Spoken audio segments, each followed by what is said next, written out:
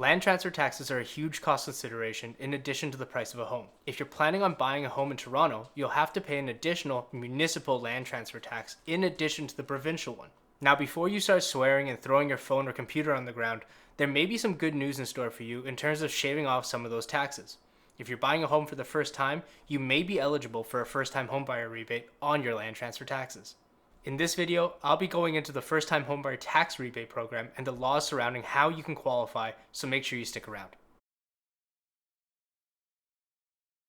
What's up guys, my name is Chris Chu and I'm a real estate lawyer here in Toronto. On this channel, I'll be going over some useful information, insights, and tips about real estate law so that you can be better prepared when tackling your next real estate transaction. So everyone, before we begin, I'm obligated by the Law Society of Ontario to let you know that the content made available on this channel is for informational purposes only. It is not, nor is it intended to replace legal advice, and does not constitute a lawyer-client relationship. So, let's get into the good news right away.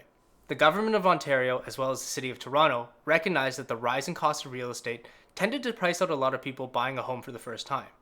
In turn, they decided to implement some measures to allow the taxes to be refunded, or more technically, deducted from the land transfer tax due at closing.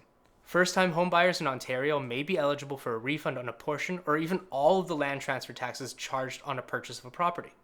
On the day of closing, the amount of the rebate is automatically deducted from the final amount of land transfer tax that's due.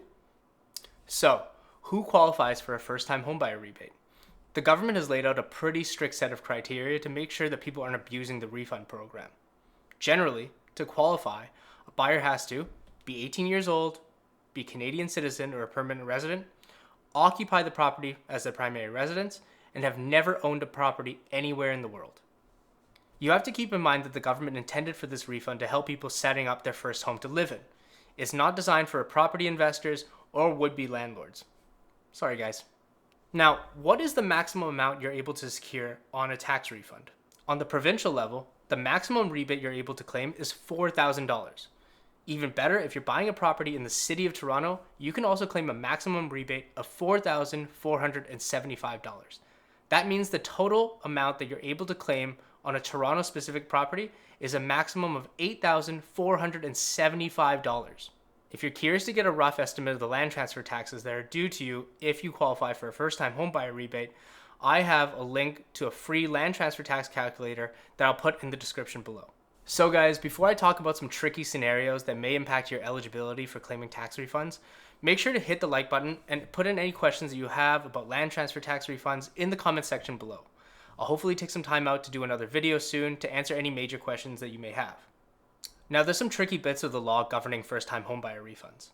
Remember how I said that you can claim up to a maximum of $4,000 in Ontario and an additional $4,475 here in Toronto? Well, if you're purchasing a home with more than one person who is not a first-time homebuyer, these refund amounts will be reduced or in some cases completely wiped out. As a general rule, the refund will be reduced if one or more of the purchasers is not a first-time homebuyer. The refund will be proportionate to the ownership stake acquired by the individuals who qualify for the refund. Let's say I'm a first-time homebuyer and I'm going in on a property with my mom, who already has a real estate portfolio. If my mom and I are splitting the property 50-50, I'll only be entitled to claim 50% of my first-time homebuyer rebate when reducing the land transfer taxes. In other words, I'm only able to claim $2,000 provincially and $2,237.50 municipally to shave off at the final amount. A similar example would be if I bought a home with 3 other friends who are all splitting the property in 25% shares.